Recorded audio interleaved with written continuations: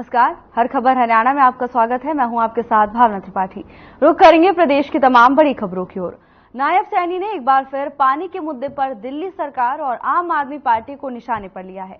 उन्होंने कहा कि 10 सालों में दिल्ली सरकार ने व्यवस्था पर ध्यान नहीं दिया। इसके साथ ही सीएम सैनी ने कहा कि रणजीत चौटाला मंत्रिमंडल में बने रहेंगे। सीएम ने कहा कि 6 महीने तक पद पर बिना चुनाव लड़े रह सकते हैं। आपको बता दें कि रणजीत चौटाला विधायक पद से इस्तीफा दे चुके हैं। वहीं सीएम सैनी ने हुड्डा पर एक बार फिर नौकरी के मुद्दे पर आरोप लगाए। उन्होंने कहा कि हुड्डा सरकार में किस तरह नौकरियां मिलती थी, ये सबने देखा है। ये पार्टी का केंद्रीय नेतृत्व को हमने बता दिया है, जो भी डिसाइड होगा वो पार्टी को मजबूती की ओर आगे ले जाने उनका नाम लिस्ट में है। ये आपको बताने की जरूरत नहीं है। अभय चौटाला कह रहे हैं कि अभय चौटाला पानी दे। नहीं, देखिए, अभय जी ने ये अच्छी बात कही है, परंतु कांग्रेस के नेता और आम आदमी के नेता दिल्ली के अंदर इस प्रकार का दुष्प्रचार वो कर रहे हैं। मुख्यमंत्री नायब सैनी करनाल से विधानसभा उपचुनाव जीतने के बाद धन्यवादी दौरे पर थे।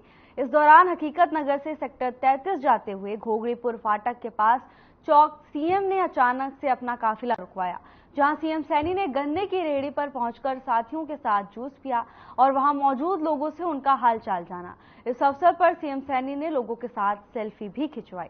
मुख्यमंत्री को अचानक से अपने बीच पाकर लोग उनकी सादगी और मिलनसार छवि की तारीफ करते हुए दिखाई दिए।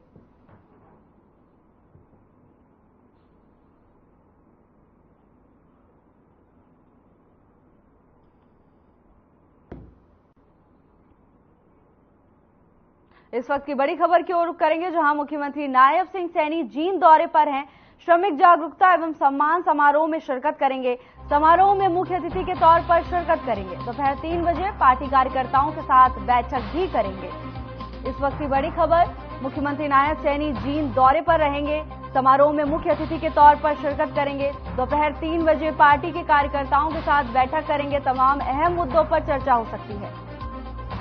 मुख्यमंत्री नायब सिंह सैनी जींद दौरे पर रहेंगे। श्रमिक जागरूकता एवं सम्मान समारोह में शिरकत करेंगे। समारोह में मुख्य अतिथि के तौर पर मौजूद रहेंगे। दोपहर 3 बजे पार्टी कार्यकर्ताओं के साथ बैठक करेंगे।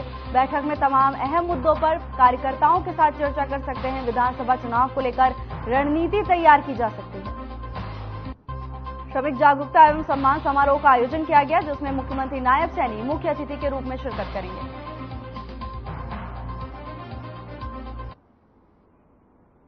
इस वक्त की बड़ी खबर की ओर रुख करेंगे। कांग्रेस नेता किरण चौधरी का पार्टी छोड़ने का फैसला। कांग्रेस विधायक शमशेर सिंह गोगी ने प्रतिक्रिया दी। किरण चौधरी का पार्टी छोड़ना दुर्भाग्यपूर्ण। पार्टी में झगड़े होते रहते हैं, लेकिन पार्टी नहीं छोड़नी चाहिए। कांग्रेस एक समुंदर है, किसी के जाने से कोई फर्क नहीं पड़ता। किरण चौधरी ने कांग्रेस से इस्तीफा दे दिया है, जिसके बाद कांग्रेस विधायक शमशेर सिंह गोगी की प्रतिक्रिया सामने आई है। उन्होंने कहा कि किरण चौधरी का पार्टी छोड़ना दुर्भाग्यपूर्ण है। पार्टी में झगड़े होते रहते हैं। इतना ही नहीं, उन्होंने ये भी कहा कि कांग्रेस एक समुंदर है, किसी के जाने से कांग्रेस को कोई फर्क नहीं पड़ता। किरण चौधरी के इस्तीफे को लेकर लगातार प्रतिक्रियाओं का दौर जारी है।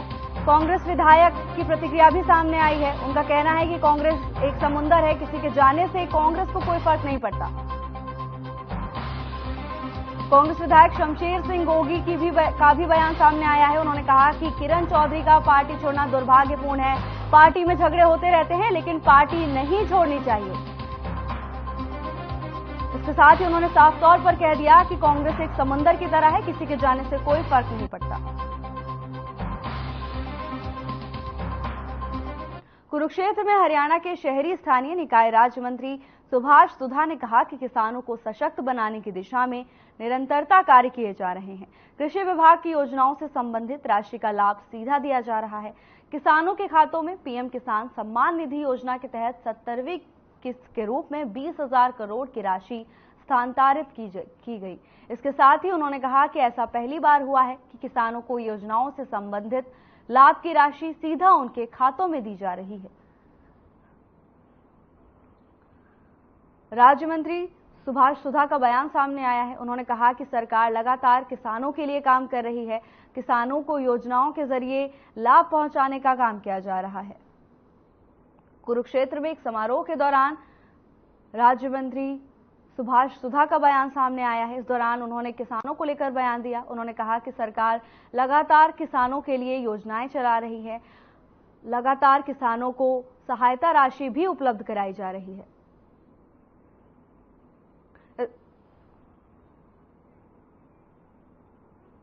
अंबाला के गांव खैरा में गोली मारकर युवक की हत्या करने का मामला सामने आया है। यहां गोली लगने से एक युवक की मौत हो गई तो वहीं दूसरा युवक घायल हो गया, जिसकी हालत नाजुक बनी हुई है, जिसका पीजीआई चंडीगढ़ में इलाज चल रहा है। फिलहाल हत्या की वजह अब तक साफ नहीं हो पाई है।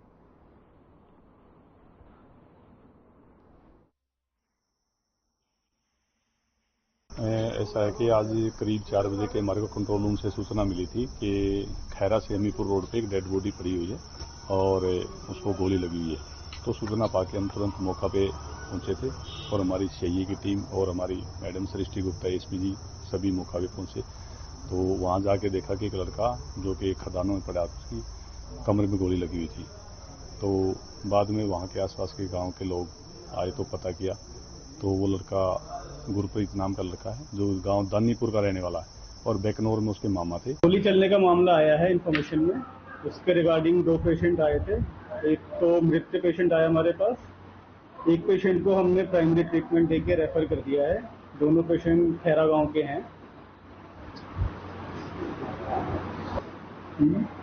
हाँ, मृत पेशेंट अभी आया हमारे पास जस्ट 8 बजे के आसपास। एक मृत्यु है, एक जख्मी हालत में आया था, उसको हमने प्राइमरी ट्रीटमेंट देके उसको रेफर। होता है कि लड़का था जी। क्या नाम है उनका? गुरप्रीत है जी। कौन सी जगह घटना हुई और क्या? ये जी खैरा के आसपास हुई है। क्या लगा है ये? इसका जी गोली लग रही है जी। कौन सी जगह? पीछे लगी है, हार्ट के आसपास पीछे से रुई से। कोई पुरानी रंजिश क्रॉस हुई है जी। नो सर, इस बारे में तो नहीं पता जी। पुराने रंजिश। एक बंदा रेफर भी है? हाँ जी, रेफर भी है। क्या उसका नाम क्या है? एक चंडीगढ़ है जी। क्या नाम उसका? बुर्जेंट है जी उसका नाम। हाँ जी।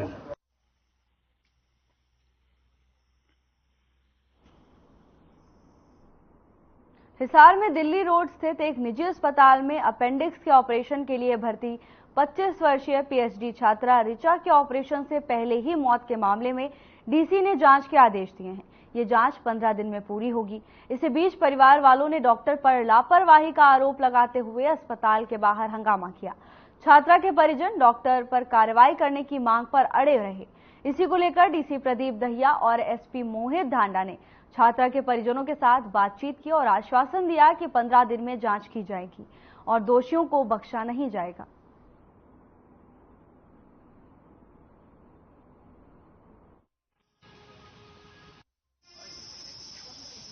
मामला ऋचा नाम की लड़की थी जो आदमपुर की रहने वाली है।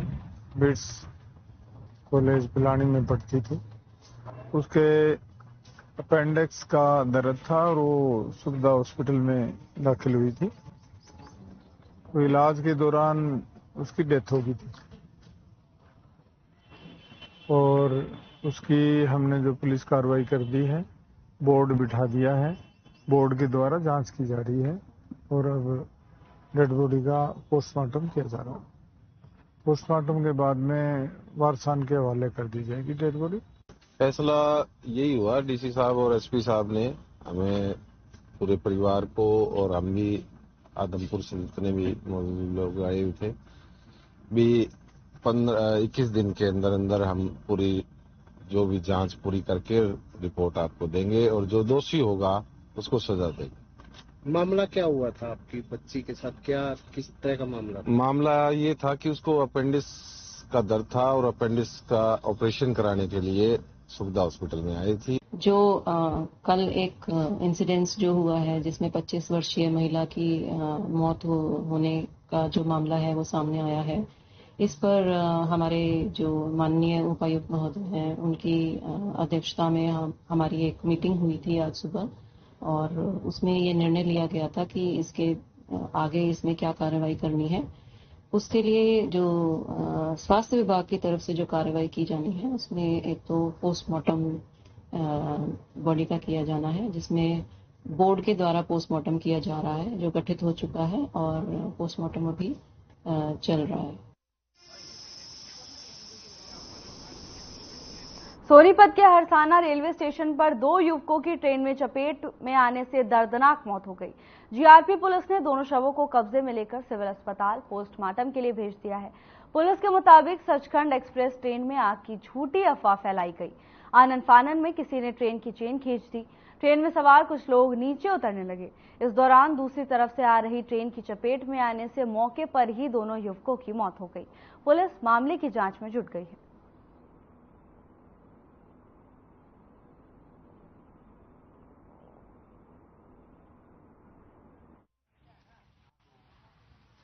करीब 9 बजे सूचना प्राप्त हुई थी कि रेलवे स्टेशन हरसाना के पास एक व्यक्ति की मृत्यु हो गई रेलवे दुर्घटना। जो उसको शव उठाने गए, कुछ देरी के बाद दूसरा शव भी दिखाई दिया। तो दूसरे शव की कार्रवाई के लिए आगे बुलाया गया और दोनों शवों को उठा गया और शव गिरफ्तार पाया गया, जिसकी एक की शनाख्त मैन के सन ऑफ राजेश वासी कुंडरी के रूप में हुई है।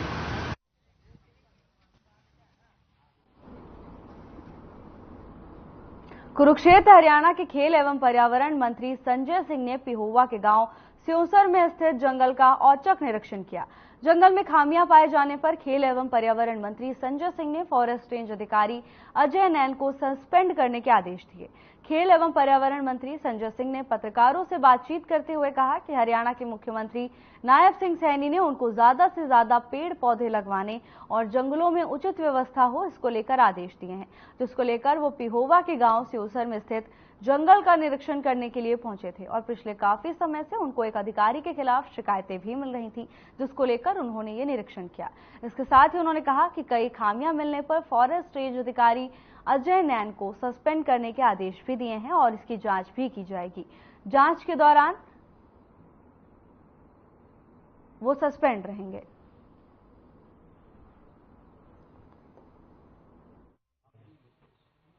आज मैं पहली बार जो फॉरेस्ट में देखने ले आया था, क्योंकि कल माननीय मुख्यमंत्री ने मीटिंग में चर्चा हुई तो वहाँ पर वाटर बॉडी या जो भी पेड़ों का जो व्यवस्था थी वो सारी देखी। कई जगह वो डिपार्टमेंट ने अच्छे काम भी किया है।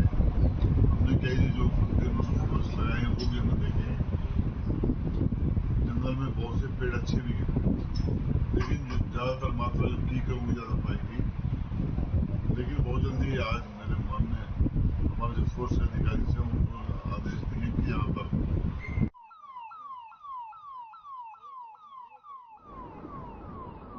इनेलो महासचिव अभय चौटाला अंबाला पहुंचे, जहां उन्होंने बीजेपी सरकार पर तंज कसते हुए कहा कि लोगों ने अब बीजेपी को सत्ता से बाहर करने का मन बना लिया है। इंडी गठबंधन इनेलो को शामिल करता तो 10 की 10 सीटें जीतते। वहीं भूपिंदर हुड्डा की घोषणाओं पर अभय चौटाला ने सवाल खड़े करते हुए कहा कि हुड्डा जब 10 साल मुख्यमंत्री थे तो उन्होंने ये काम क्यों नहीं किए।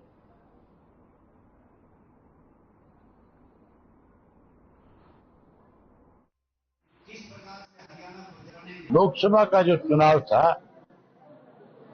वो इंडिया वर्सेस एनडीए था और लोगों ने एक फैसला कर रखा था कि हमने इंडिया को तो सत्ता में लेकर के आना, एनडीए को सत्ता से बाहर कर। भारतीय जनता पार्टी जो 400 पार का नारा दे रही थी वो 241 पे आकर के रुकी। ये 241 से 5 और कम हो सकती थी हरियाणा में।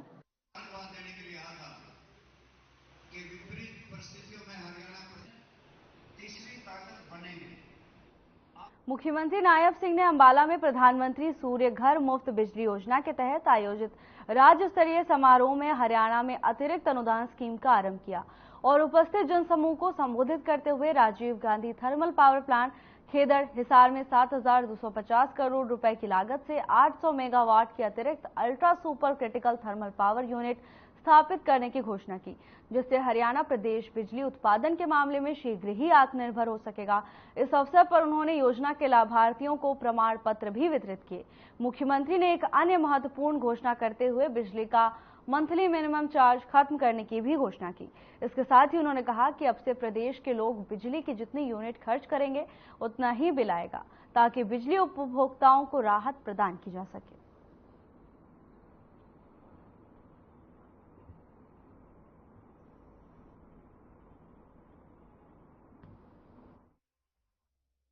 आप सबको कि इस सोलर अलायंस के माध्यम से जो रूफटॉप के ऊपर सोलर प्लांट लगेगा, जिन लोगों की आय 1,80,000 रुपए से लेकर के 3 लाख रुपए तक है, ऐसे लोगों को भी 20,000 रुपए की सब्सिडी, जिनका 2 किलोवाट का कनेक्शन है।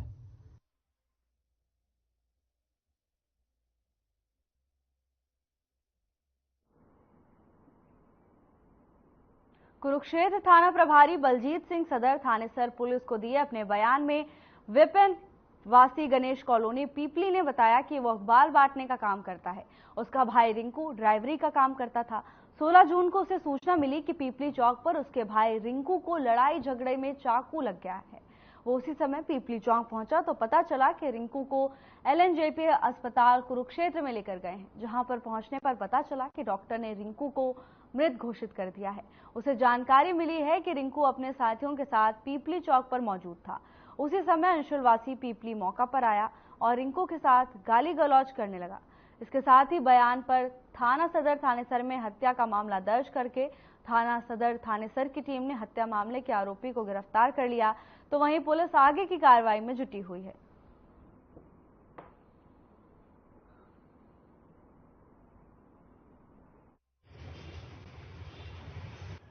16 तारीख को देर रात्रि करीब 10 बजे पीपली चौक पे एक झगड़ा हुआ।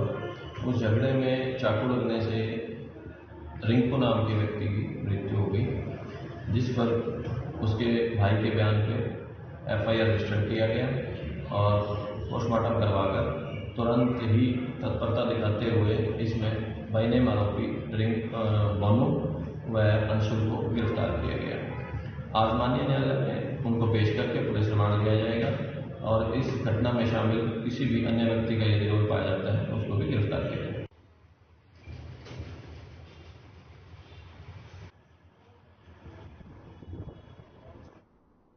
दिल्ली चंडीगढ़ NH 44 पर स्थित सोनीपत के मूर्थल में एक फेमस ढाबा पर पराठे को लेकर जमकर मारपीट होने का वीडियो वायरल हो रहा है। वीडियो में कस्टमर और स्टाफ के बीच कहासुनी होने के बाद मामला मारपीट तक बढ़ गया। इस दौरान ढाबा स्टाफ के लोगों को लात, घूंसे और थप्पड़ मारते देखा जा सकता है। इस झगड़े को किसी ने मोबाइल फोन में कैद कर लिया। उधर सुखदेव ढाबा के मैनेजर ने वीडियो को कई साल पुराना बताने के साथ ही कहा कि ढाबे को बदनाम करने की नीयत से किसी ने वीडियो वायरल किया है।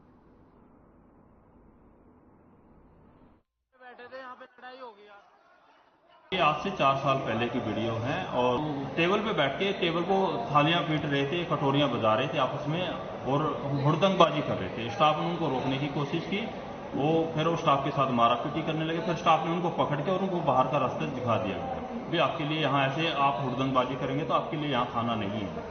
तो वीडियो हमने नहीं बनाया, वीडियो किसी गेस्ट ने बनाया हुआ है, हमारे द्वारा कोई वीडियो नहीं बनाया। ने सर किसी शरारती तत्व ने पुरानी वीडियो उठा के और वायरल कर दी है, जबकि ऐसा कुछ ऐसा है नहीं। ये रिसेंटली अभी कोई हमारी ऐसी कोई वीडियो या कोई लड़ाई झगड़े वाली ऐसा कोई है ही नहीं। हीट वेव का असर उत्तर भारत में कहर बरपा रहा है और आए दिन लगातार तापमान में बढ़ोतरी देखने को मिल रही है। वहीं सिविल अस्पताल में बेड की कमी के चलते एक बेड पर 2-2 मरीजों का इलाज हो रहा है। हीट वेव के चलते सरकारी अस्पताल के इमरजेंसी में तैनात डॉक्टर मनीष दयाल के मुताबिक करीब आधा दर्जन लोगों की मौत के मामले सामने आए हैं, जिसका कारण उन्होंने गर्मी बताया है। डॉक्टर मनीष दयाल ने लोगों से अपील की है कि गर्मी से अपना बचाव करें। बता दें कि इतनी सारी मौत के मामले सामने आने पर आम लोग भी दहशत में आ गए हैं।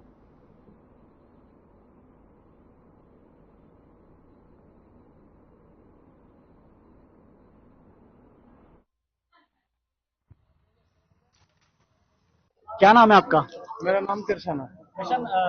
मैं फरीदाबाद का ही निवासी अस्पताल की व्यवस्थाओं के बारे में, तो कैसी लगती है यहाँ की व्यवस्थाएं? सर, मैं यहाँ की व्यवस्थाओं के बारे में बताना चाहूँगा कि हमारा एक पेशेंट ऊपर लेबर रूम में एक डिलीवरी हुई है एक लेडीज की घर में से।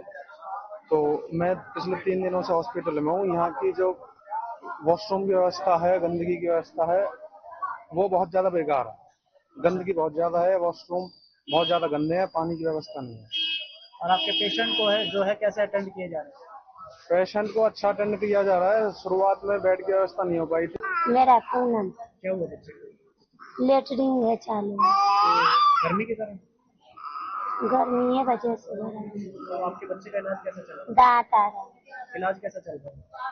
इलाज तो उतना नहीं, अभी तो ये किया हूँ, लेकिन 8 दिन सुनवाई तो नहीं दे रहा था मेरा। सुन नहीं रहे? नहीं, मैं आके चल जाते थे। डॉक्टर आते हैं, चेक करते हैं? कब उतना तो नहीं आ रहे हैं डॉक्टर अभी। अच्छा, एक बेड पे 2 जनों को लिटाया हुआ है, एक बेड पे दो बच्चे। ये है कि मतलब जो है ये मक्खी पे लग रही है, हमारा जी और ऊपर को आ रहा है। पहुंचा लगा है, नहीं कुछ लगा बाइक। अभी 2 मिनट पहले जनाब एक सर आ रहे थे वहाँ से, तो मेरे पिताजी गेट से अंदर आ रहे थे, तो मेरे पिताजी ने उनसे बोला, सर जरा नीचे जाके देखिए सर ये क्या क्या पड़ा हुआ है।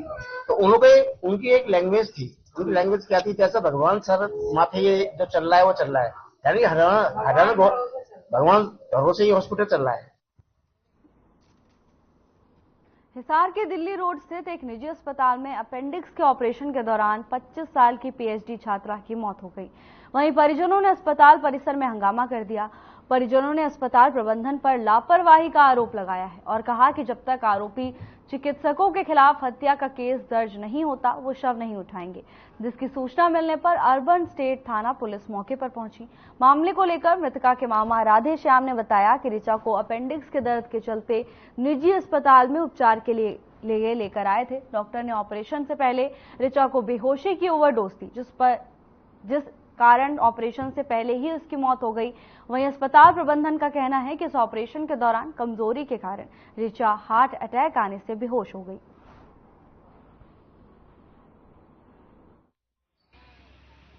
देखिए, 25 साल की बच्ची जिसकी अपेंडिक्स की तकलीफ थी और वो अपेंडिक्स के समय के अंदर डॉक्टर की लापरवाही के कारण उसकी डेथ हो गई और जिसके कारण आज सारा शहर विरोध में खड़ा है और पुलिस प्रशासन ने डीडीआर फिलहाल डीडीआर काटी है और अगली कार्रवाई सुबह के ऊपर बात चली गई। सुबह क्या होगा, जैसे परिवार चाहेगा उसी हिसाब से बातचीत करेंगे। मामला ये है जी, मेरी भांजी है और इनको आज हमने सुबह एडमिट कराए थे और अपेंडिक्स का इनका ऑपरेशन होना था जी। 3 से 4 दिन पहले दिखाया था, डॉक्टर कहता है जी नॉर्मल ऑपरेशन है, आज के लिए डे दिया था उन्होंने, तो बोले जी ऑपरेशन कर देंगे, कोई बड़ी बात नहीं थी। अब इनको 5 साढ़े 5 बजे डॉक्टर ने जैसे ऑपरेशन वो ओटी में लेके गए हैं जी। ले जाने के बाद में क्या है जी, इनको ना इसकी जो डोज होती है वो डोज ज्यादा दी गई है जी। ज्यादा डोज देने के बाद में इनको जो भी हार्ट की प्रॉब्लम हुई, हार्ट की तो खैर प्रॉब्लम हुई नहीं है जी, डॉक्टर कह रहे हैं कि हार्ट की प्रॉब्लम हुई है।